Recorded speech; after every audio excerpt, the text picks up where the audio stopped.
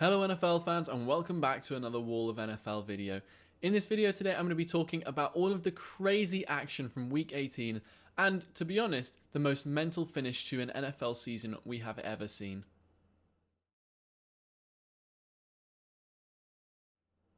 Week 18 had the biggest upset of the entire NFL season so far, with the Jaguars beating the Colts 26-11. And the Jaguars are the worst team in the NFL. They're currently sitting at the #1 pick in the NFL draft, which means they have the worst record in the entire league with 3 wins out of 17 games. And the Colts, they were on the cusp of getting into the playoffs, and with a win would have solidified their position in the playoffs and maybe even would have got them the 5th seed in the playoffs. I'm not sure how that would have ended had they won the game. But of course the Jaguars, massive upset, and it meant that the Colts actually fell out of playoff contention and basically gave it up so that the Chargers and the Raiders could decide the fate of the Steelers, Ravens, and each other in their game in Sunday Night Football. The Jaguars played out of their skin with fantastic defensively, holding the Colts basically to 3 points until the end of the game when the Colts just picked up another 8 points, which was just completely garbage time touchdown. But they did get those 8 points, so I guess you got to give it to them at the end of the day. But the Jaguars played so well defensively, and I was just waiting for a time when they just capitulate and the Colts would just get back into the game and somehow come back with the victory. But it just never seemed to happen.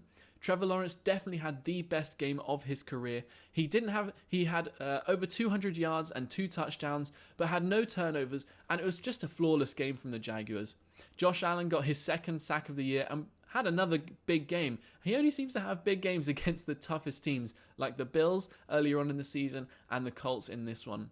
It was just insane to see. And the Jaguars' win would have meant that they may not finish in the top with the top pick in the NFL draft in 2022, but the Lions actually won their game as well with a massive 37-point victory over the Green Bay Packers. Well, it wasn't by 37 points, but they scored 37. I think the Packers scored about 30 as well. So the Jaguars, despite winning, still get the #1 pick in the 2022 draft. And the Colts, that is a bad loss. And even though they were 8-1 going into this game, it's not a good sign. They will have to do a lot of work for next year. And I guess the real problem for them this year was starting the year 1-4. I know Carson Wentz had to settle in, but they'll be really hoping to do a lot better next year because they have a pretty decent roster. Maybe get a couple better wide receivers and maybe upgrade at quarterback again for the 2nd year running if they can.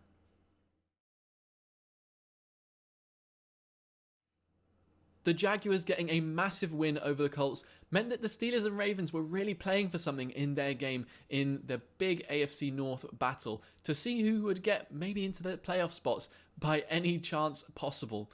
Coming into the game, I think the Steelers had about 10% chance of making the playoffs and the Ravens had a 2% chance of making the playoffs, which is just mind-boggling, the fact that this game became so significant with that Jaguars victory over the Colts. Big Ben didn't have a great game, and neither did Tyler Huntley either. It was really defensive, and it came basically down to the wire. And pretty much all the significant games, apart from that Jaguars-Colts game, went to overtime. And it was just so fascinating to see both teams perform so poorly on offense, yet still keep fighting to the very end. And it was a really crazy finish, with Chris Boswell kicking the field goal in overtime to get them the win. Najee Harris left the game for the Steelers quite early on, which meant that they were without their best weapon on offense. So that game was always going to be a bit of a struggle going forward, seeing as they didn't have Najee Harris. But you could say on the other side, they didn't have Lamar Jackson, their best player on the entire team. So I guess it kind of evens itself out a little bit. And it was pretty even because, of course, it went to overtime. So Big Ben's career extends by another game this year, and they'll be playing against the Chiefs in the wildcard round of the playoffs.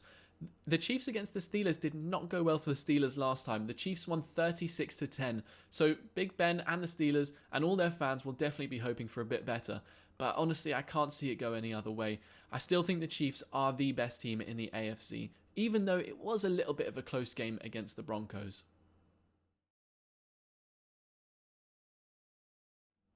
So at this point in the evening, the Colts were out of the playoffs, the Steelers were most likely in the playoffs, and it was just going to be a match now to decide between the Chargers and the Raiders who would make the playoffs. Whichever team won goes in, whichever team lost goes home.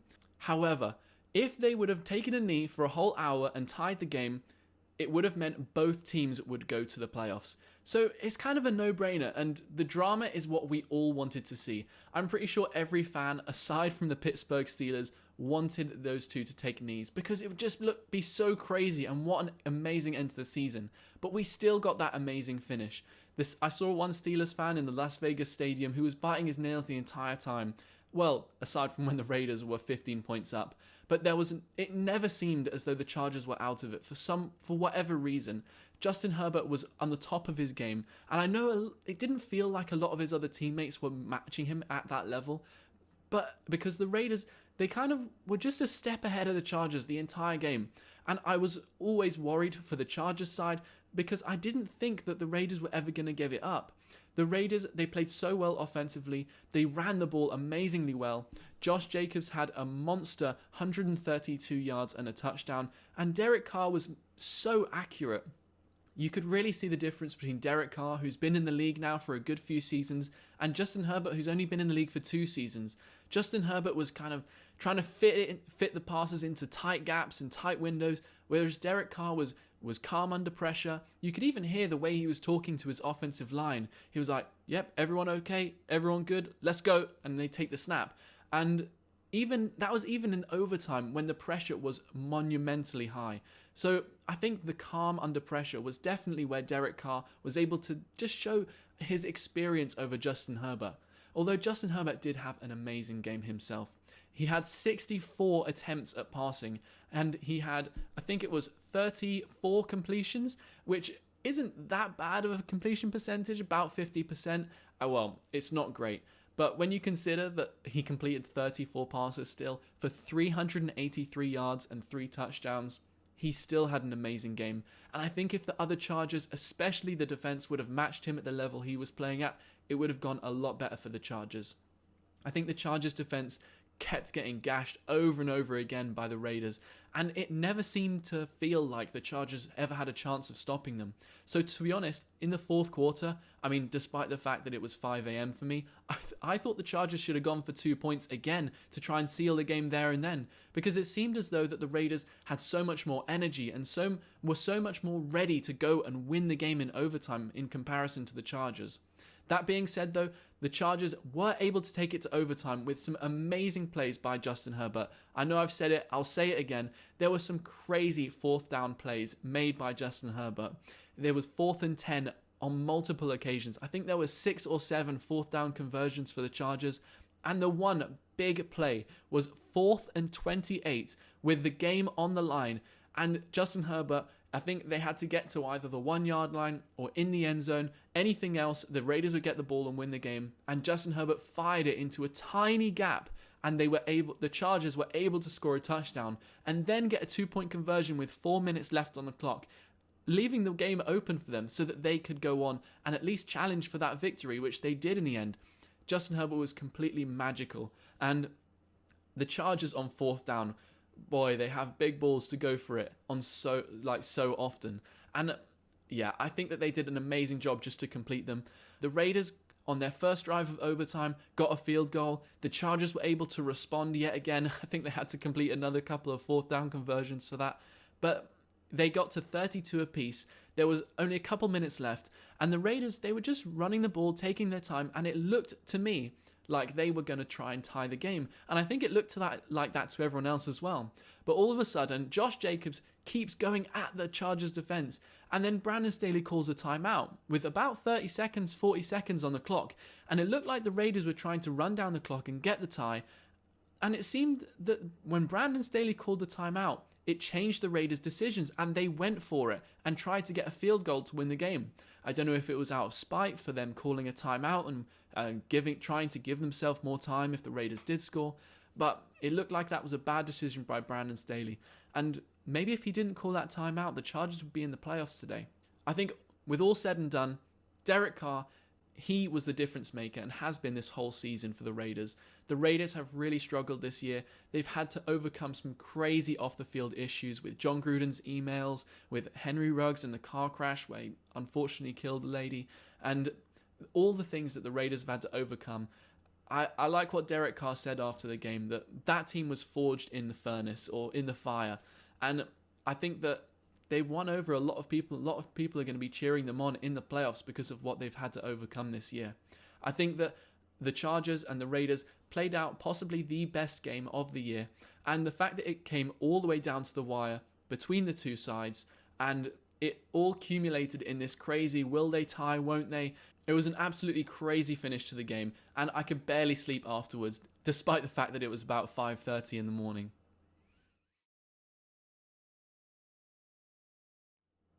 So the AFC was crazy in itself, but then so was the NFC. Well, maybe not as crazy, but in the same way, the 49ers had to win their game to get into the playoffs, and the Saints had to win their game and the 49ers lose to get into the playoffs.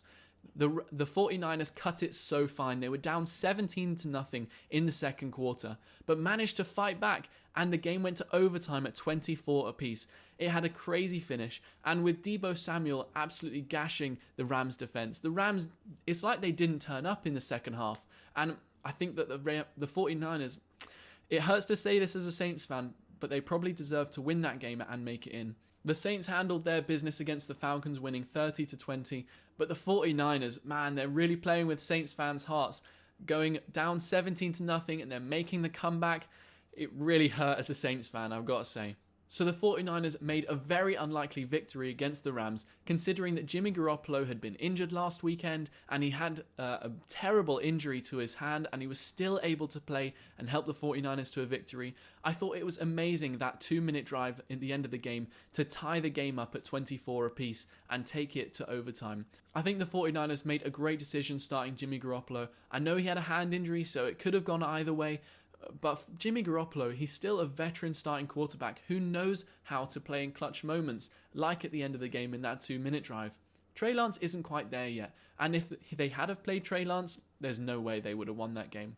It was a very impressive performance by Deebo Samuel as well. He had a passing touchdown, a rushing touchdown, and I think he had almost 200 yards with passing, receiving, and rushing yards. He's a jack of all trades, and he's going to be a real danger to the Cowboys next weekend when they play in Wild Card Weekend. So very unfortunate for the Saints that they didn't get in, especially considering how well they played. Big shout out though to Paulson Adebo, who made an amazing one-handed interception of Matt Ryan in their game. That was just an amazing play. So with the regular season in the books, I say bring on Wildcard Weekend. We've got some fantastic games next weekend. I think in the NFC, I'll be keeping my eye on the Cardinals against the Rams. I think that is going to be a very good game on Monday Night Football. Might not stay up for that one though, considering how late I was up for the Chargers against the Raiders. And I think the Patriots against the Bills and the Raiders against the Bengals are going to be so interesting. I think the Raiders against the Bengals is going to be good because both teams are surprise entrances into the playoffs, because we all thought the Bengals were going to finish last in their division at the start of the season, and the Raiders have just had such a turbulent season. They'll be really interesting to see how they respond in the playoffs. And the Patriots against the Bills had a crazy game when they played in Buffalo. I think it was over 50 mile an hour, 70 mile an hour winds. So Mac Jones in that game only threw 3 passes. It's going to be a very different game, and I'm really excited to see whether the Patriots are going to do the double in the Bills Stadium this year, or whether the Bills will get their revenge from when the Patriots beat them a few weeks ago.